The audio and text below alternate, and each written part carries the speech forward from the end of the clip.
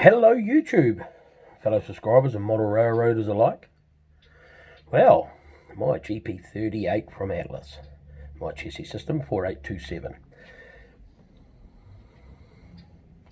First question to Atlas, and I've emailed them. Oh, can I get the camera angle right? Accumate coupler, microtrains coupler, and I haven't done the couplers on this yet. It's only when I was fixing the issue I'm about to explain to you that I figured out I had a microtrains coupler on the arse end. This had the same issue as my GP39-2. When you're paying a lot of money for these with sound equipped, you expect a little bit better product. The loco itself runs great until you go into reverse and you want to do a bit of switching. The back of the loco catches the turnouts, and I mean every style of turnout from code 55 through to code 80, because it sits too low. That's where it should be sitting. That's coupler height correct. You can push it down even further. To fix that is a piece of insulation tape, and then you can get the cover to sit roughly where it needs to sit. Very annoying, Atlas. You need to sort this out. It's not up to the modeler who buys your product to fix your mistakes. Let's see it switching.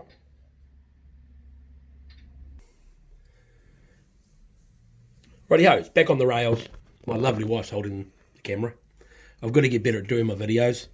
It's a conversation I need to have with some of you boys on YouTube.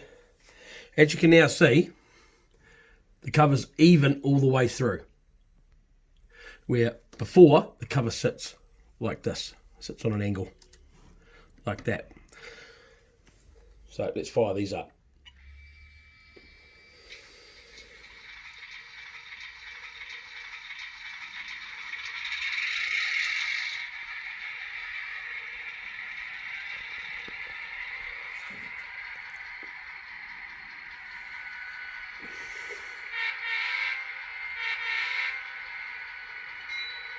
Right, let's go take this box card of butler paper.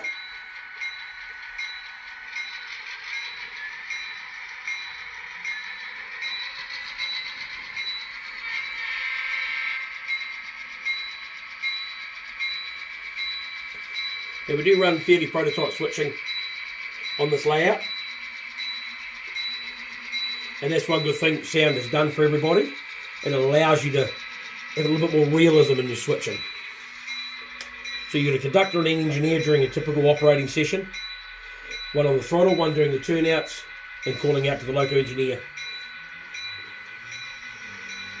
A friend of mine who comes and switches with us actually can sit in the other room with my throttle and operate the layout from talking to me. Because in real life the engineer has very limited vision.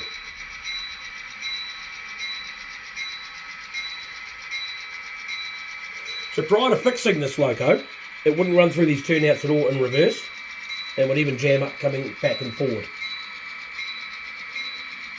The 35 seaboard, I don't have any issues with whatsoever, bar the coupler heights are too tall, sitting up a little bit high.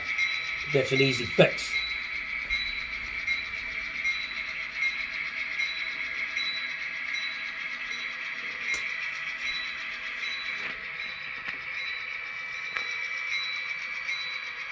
So as we get up to butler paper,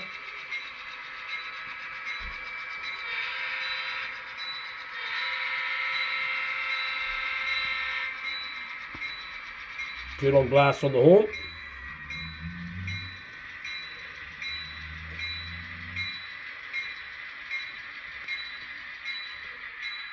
Before we hook up to any cars, the conductor has to go into the butler paper. We normally wait about 40 seconds for that before we conduct the bell on, and 2 blasts on the horn to say we're about to move.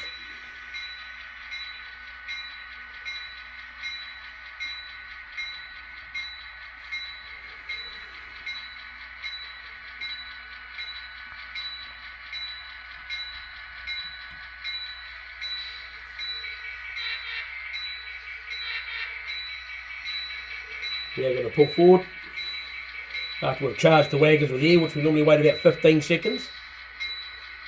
I haven't set these two up to have function 6 as compressor yet, but they will be.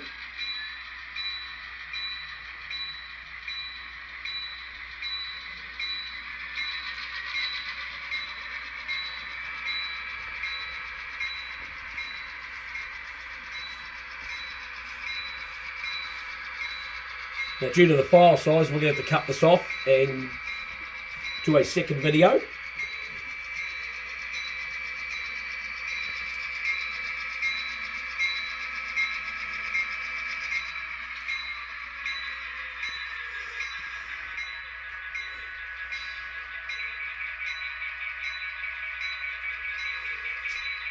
We might get it done within the 10-minute mark.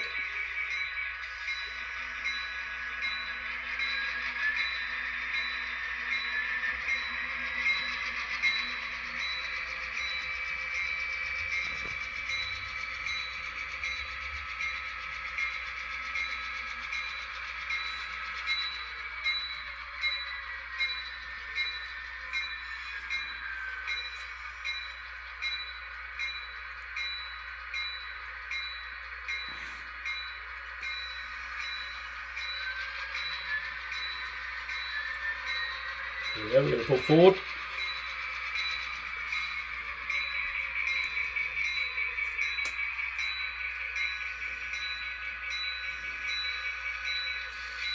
At the end of next week, my parcel's leaving the States with the buildings that we spoke about in the previous video for the modifications for the layout.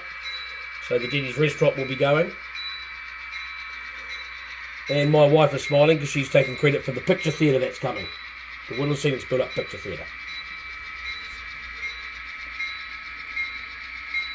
So before we jump back inside Butler paper, we must stop.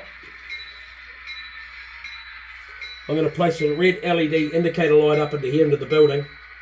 It'll be activated by a switch here. Once that starts flashing, then you'll be able to enter the building. Now we're going to enter the building.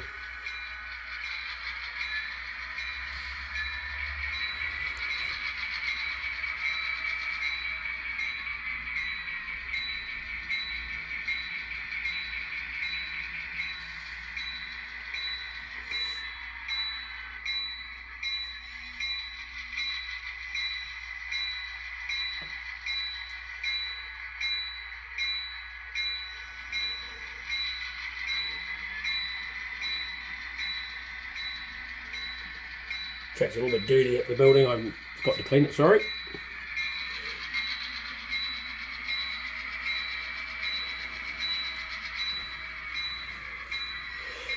But please watch part 2.